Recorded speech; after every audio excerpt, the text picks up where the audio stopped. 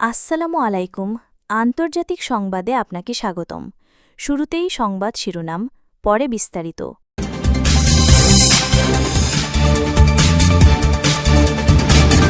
আরও ৩০ ফিলিস্তিনির লাশ ফেরত দিল ইসরায়েল, শরীরে নির্যাতনের চিহ্ন।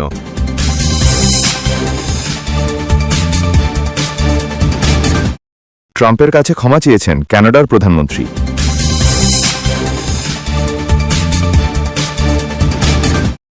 কুয়ালালামপুরে পেট্রোনাস টাওয়ার ৩-এ ৫৭ তলায় আগুন।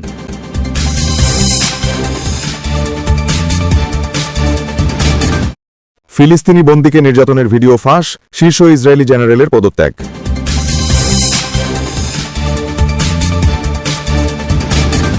চীন রাশিয়া ইরানের দিকে ঝুঁকছে ভেনেজুয়েলা, পুতিনশির কাছে মাদুরোর চিঠি।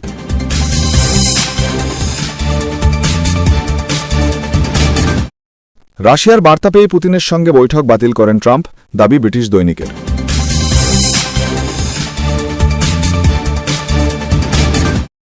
যুদ্ধ ও শান্তির মধ্যে মরণফাঁদে পড়তে যাচ্ছে গাজা।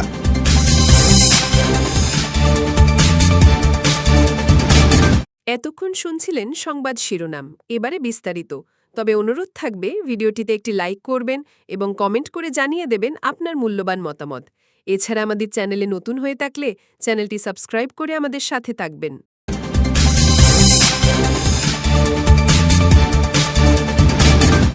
আরও ৩০ ফিলিস্তিনির লাশ ফেরত দিল ইসরায়েল, শরীরে নির্যাতনের চিহ্ন।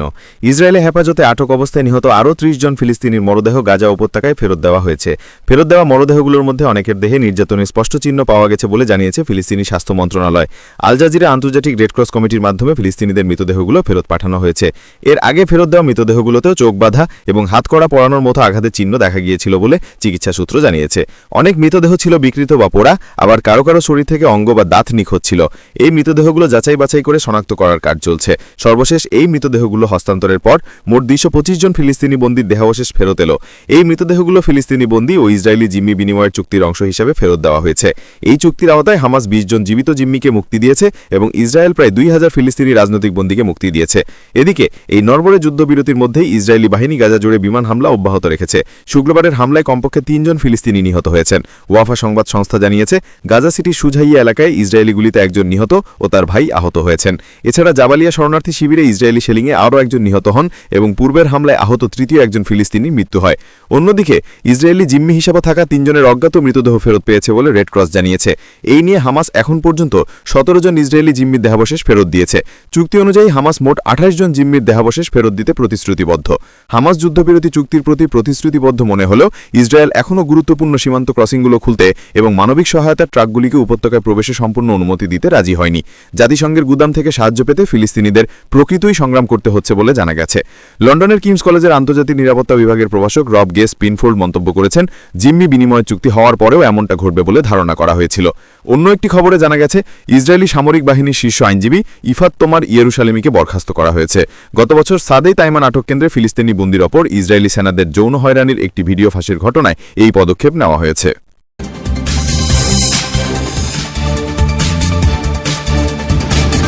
ট্রাম্পের কাছে ক্ষমা চেয়েছেন কানাডার প্রধানমন্ত্রী। এক বিজ্ঞাপনের কারণে মার্কিন প্রেসিডেন্ট ডোনাল্ড ট্রাম্পকে রীতিমতো খেপিয়ে দিয়েছিল কানাডা। অবশেষে বিশ্বের সবচেয়ে ক্ষমতাধর পদধারীর কাছে ক্ষমা চেয়ে বোধহয় পরিস্থিতি সামাল দেওয়ার চেষ্টা করা হলো। ব্রিটিশ বার্তা সংস্থা রয়টার্সে খবর জানিয়েছে, কানাডার প্রধানমন্ত্রী মার্ক কার্নি শনিবার ১ নভেম্বর জানান, মার্কিনীদের উদ্দেশ্য করে প্রচারিত রাজনৈতিক বিজ্ঞাপনের জন্য ট্রাম্পের কাছে ক্ষমা চেয়েছেন তিনি। দেশটির অন্টারিও অঙ্গরাজ্যের প্রধান ডাগ ফোর্ডের তত্ত্বাবধানে ওই বিজ্ঞাপনটি প্রচারিত হয়। সেখানে সাবেক মার্কিন প্রেসিডেন্ট রোনাল্ড রিগেনের একটি ক্লিপ ব্যবহার করা হয়েছে, যেখানে বলতে শোনা যায়, শুল্ক প্রতীকী মার্কিনীকে ক্ষতিগ্রস্ত করে। এতে বাণিজ্য যুদ্ধ শুরু হয় এবং অর্থনৈতিক বিপর্যয় নেমে আসে।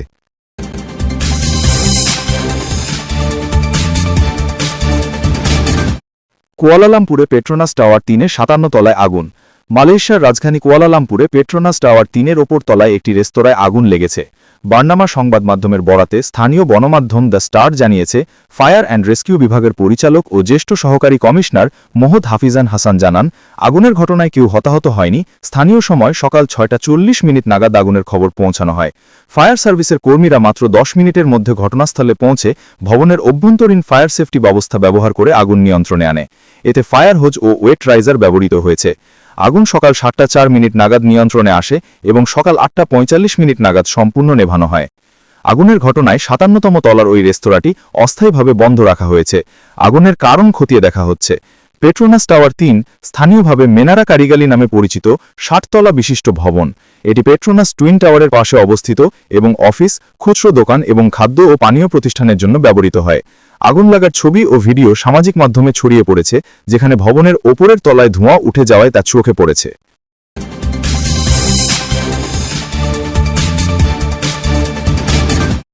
ফিলিস্তিনি বন্দীকে নির্যাতনের ভিডিও ফাঁস, শীর্ষ ইসরায়েলি জেনারেলের পদত্যাগ। ফিলিস্তিনের এক বন্দীর ওপর ইসরায়েলি সেনাদের নির্যাতনের ভিডিও ফাঁস হওয়ার ঘটনার জেরে পদত্যাগ করেছেন দেশটির সেনাবাহিনীর প্রধান আইনি কর্মকর্তা মেজর জেনারেল ইফাত টোমার ইয়েরুশালামি। শুক্রবার ৩১ অক্টোবর তিনি পদত্যাগ করেন। ২০২৪ সালের আগস্টে ওই ভিডিও প্রকাশের অনুমতি তিনি দিয়েছিলেন বলে স্বীকার করেছেন। ভারতীয় সংবাদ মাধ্যম এনডিটিভি বলছে, ভিডিও ফাঁসের পর ইসরায়েলি সেনাদের বিরুদ্ধে নির্যাতনের অভিযোগে ৫ জনের বিরুদ্ধে ফৌজদারি মামলা করা হয়। এই ঘটনায় ইসরায়েল জুড়ে ব্যাপক আলোড়ন সৃষ্টি হয়। ডানপন্থী রাজনীতিকরা তদন্তে সমালোচনা করেন, এমনকি সেনা সদস্যদের জিজ্ঞাসাবাদের জন্য তদন্তকারীরা ঘাঁটিতে প্রবেশ করলে বিক্ষোভকারীরা ২টি সামরিক ঘাঁটিতে হামলা চালায়। ঘটনার এক সপ্তাহ পর একটি নিরাপত্তা ক্যামেরার ভিডিও ইসরায়েলের N12 নিউজে ফাঁস হয়। তাতে দেখা যায় কয়েকজন সেনা এক বন্দীকে পাশে সরিয়ে নিয়ে যাচ্ছেন, চারপাশে দাঁড়িয়ে আছেন কয়েকজন সশস্ত্র সৈন্য। পরে ভেতরে কি ঘটছে তা দেখা যাচ্ছিল না। গত বুধবার ইসরায়েলের প্রতিরক্ষা মন্ত্রী ইসরায়েল কাজ বলেছেন, ভিডিও ফাঁসের ঘটনার ফৌজদারি তদন্ত চলছে এবং টোমার ইয়েরুশালামিকে জোরপূর্বক ছুটিতে পাঠানো হয়েছে।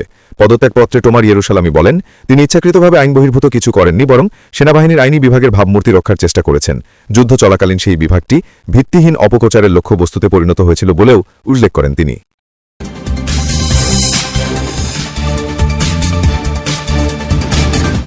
চীন, রাশিয়া, ইরানের দিকে ঝুঁকছে ভেনেজুয়েলা, পুতিনশির কাছে মাদুরোর চিঠি।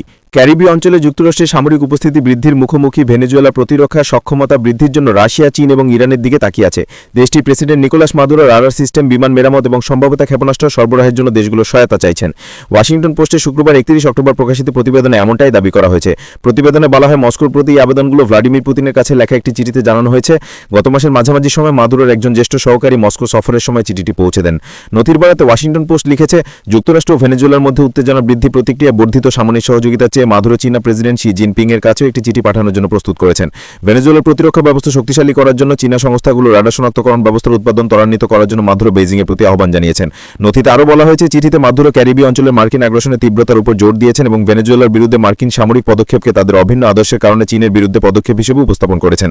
নথিতে বলা হয়েছে, পরিবহন মন্ত্রী রেমান সেলেস্টিনো দালাসকে ইরান থেকে সাম্প্রতিক সময় সামরিক সরঞ্জাম এবং ড্রোনের একটি চালানের ব্যবস্থা করেছেন। তেহরানে তার একটি সফরের কথাও নথিতে উল্লেখ রয়েছে। ওয়াশিংটন পোস্টের খবর অনুসারে ভেলাস্কেজ একজন ইরানি কর্মকর্তাকে বলেছেন, ভেনেজুয়েলার প্যাসিভ ডিটেকশন সরঞ্জাম, জিপিএস স্ক্র্যাম্বলার এবং ১০০০ কিলোমিটার পাল্লার ড্রোন প্রয়োজন। ২০১৩ সালে ক্ষমতায় গ্রহণের পর থেকে ক্যারিবীয় অঞ্চলে মার্কিন সামরিক উপস্থিতি বৃদ্ধি মাদুরের জন্য সবচেয়ে গুরুতর পরীক্ষার একটি। গত সেপ্টেম্বর থেকে ভেনেজুয়েলা জলাসীমা থেকে বেরিয়ে আসা তথাকথিত মাদক পাচারকারী জাহাজগুলোতে ১ ডজনেরও বেশি হামলা চালিয়েছে যুক্তরাষ্ট্র। এর ফলে অন্ততপক্ষে ৬১ জন নিহত হয়েছে। মাদক পাচারের দাবি সমর্থনে যুক্তরাষ্ট্র প্রকাশ্যে কোনো প্রমাণ সরবরাহ করেনি। অন্যদিকে মাদুরো যুক্তরাষ্ট্রের অভিযোগ প্রত্যাখ্যান করেছেন। গত অক্টোবরের গোড়ার দিকে ভেনেজুয়েলার পররাষ্ট্রমন্ত্রীর সঙ্গে এক ফোন আলাপে রাশিয়ার পররাষ্ট্রমন্ত্রী সের্গেই লাভরভ ক্যারিবিয়ান সাগরে ওয়াশিংটনের তৎপরতার ক্রমবর্ধমান বৃদ্ধি সম্পর্কে গুরুতর উদ্বেগ প্রকাশ করেছিলেন। গত বুধবার ক্রেমলিনের মুখপাত্র দিমিত্রি পেসকভ মস্কো ভেনেজুয়েলার সার্বভৌমত্বকে সম্মান করে এবং আন্তর্জাতিক আইন অনুসারে বিষয়টি পরিচালনা করা উচিত বলে মনে করে। ওই কর্মকর্তা আরও বলেন, হুগো চাভেজ রাশিয়ান হেলিকপ্টার এবং ক্ষেপণাস্ত্র কিনেছেন, কিন্তু বেশিরভাগই পুরনো এবং যুক্তরাষ্ট্রের জন্য খুব একটা হুমকি নয়। তবে গত মাসে মাদুরো দাবি করেছেন, ভেনেজুয়েলার দেশব্যাপী ৫,০০০ রাশিয়ান নির্মিত ইগলায়েস পোর্টেবল বিমান প্রতিরোধ ব্যবস্থা মোতায়েন করেছে।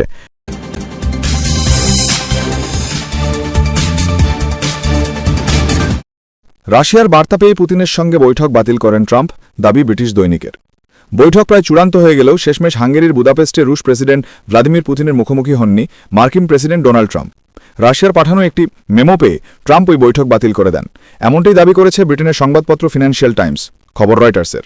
প্রতিবেদন অনুসারে বৈঠক বাতিলের সিদ্ধান্ত নেওয়ার আগে রুশ পররাষ্ট্রমন্ত্রী সের্গেই ল্যাভরভের সঙ্গে ফোনে কথা বলেন মার্কিন পররাষ্ট্রমন্ত্রী মার্কো রুবিও। ওই ফোনালাপের পরই রুবিও ট্রাম্পকে জানিয়ে দেন যে মস্কো বোঝাপড়ায় আসতে রাজি নয়। তারপরই বৈঠক বাতিলে চূড়ান্ত সিদ্ধান্ত নেন ট্রাম্প। ইউক্রেনের দোনবাস এলাকাকে নিজেদের অংশ বলে দাবি করে থাকে রাশিয়া। পুতিন চান ওই এলাকাকে রুশ ভূখণ্ডের অন্তর্ভুক্ত করতে। যুদ্ধ স্থগিত করতে ইউক্রেনের উপর আরও কিছু শর্ত দিয়ে রেখেছে রাশিয়া।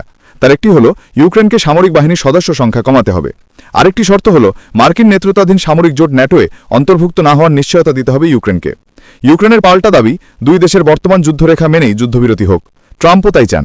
কিন্তু রাশিয়ার পাঠানো বার্তায় পুরনো সেই দাবিগুলোর কথাই ফের তোলা হয়েছে। প্রতিবেদনে দাবি করা হয়েছে, তাতেই রুষ্ট হন ট্রাম্প। দুই দেশের দুই শীর্ষ কর্মকর্তাদের ফোনালাপেও সমাধান সূত্র মেলেনি।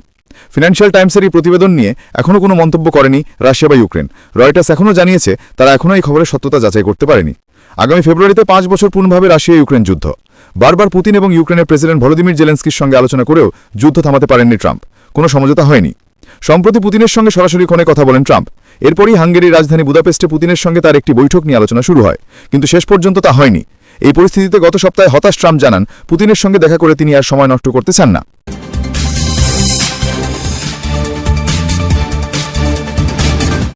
যুদ্ধ ও শান্তির মধ্যে মরণফাঁদে পড়তে যাচ্ছে গাজা। কাতারের প্রধানমন্ত্রীর উপদেষ্টা ও পররাষ্ট্র মন্ত্রণালয়ের মুখপাত্র মাজেদ আল আনসারি হুঁশিয়ারি দিয়ে বলেছেন, গাজা এমন এক মরণফাঁদে পড়ার ঝুঁকিতে আছে যেখানে যুদ্ধবিরতি কার্যকর থাকলেও থামছে না রক্তপাত। তিনি গাজায় আন্তর্জাতিক নিরাপত্তা বাহিনী মোতায়েনে দ্রুত অগ্রগতি সাধন এবং প্রশাসন গঠনের আহ্বান জানিয়েছেন, যাতে ইসরায়েলি সেনা পুরোপুরি সরিয়ে নেওয়ার পথ সুগম হয়। কাতারের শীর্ষ কূটনীতিক আরও বলেন, আমরা এমন এক পরিস্থিতিতে যেতে চাই না যেখানে না যুদ্ধ না শান্তি, এ দুয়ের মাঝে ধুলে থাকতে হয়। মঙ্গলবার গাজায় ইসরায়েলি বিমান হামলায় অন্তত 100 ফিলিস্তিনি নিহত হয়েছে, যাদের মধ্যে 66 জন নারী ও শিশু। মার্কিন প্রেসিডেন্ট ডোনাল্ড ট্রাম্প যুদ্ধের সমাপ্তি ঘোষণা করার পর এটিই ছিল গাজায় সবচেয়ে প্রাণঘাতী দিন। ইসরায়েল বলেছে, রাফা শহরে হামলায় তাদের এক সেনা নিহত হওয়ার ঘটনার প্রতিশোধ হিসেবে তারা এই হামলা চালিয়েছে। আনসারি দ্য গার্ডিয়ান পত্রিকাকে দেওয়া সাক্ষাৎকারে বলেন, আন্তর্জাতিক বাহিনী ও নতুন ফিলিস্তিনি প্রশাসন দ্রুত গঠিত না হলে বর্তমান যুদ্ধবিরতি স্থায়ী শান্তিতে রূপ নেবে না। আন্তর্জাতিক সম্প্রদায়ের এখনই সেখানে গিয়ে ক্ষতি মূল্যায়ন, পুনর্গঠন শুরু করা এবং শান্তি রক্ষার কাজ শুরু করা জরুরি। এটিই পুরো প্রক্রিয়াকে যুদ্ধ থেকে উত্তরণের দিকে নিয়ে যাবে, বলেন তিনি। গাজার ভবিষ্যৎ নিয়ে 20 দফা পরিকল্পনায় আন্তর্জাতিক বাহিনীর কাঠামো ও ভূমিকার বিষয়টি স্পষ্ট নয়। কাতার ও তার আঞ্চলিক মিত্ররা চায় জাতিসংঘের সমর্থনের ভিত্তিতে এই বাহিনী গঠিত হোক। যুক্তরাষ্ট্রের পররাষ্ট্রমন্ত্রী মার্কো রুবিও জানিয়েছেন, ওয়াশিংটনও সেই সম্ভাবনা বিবেচনা করছে।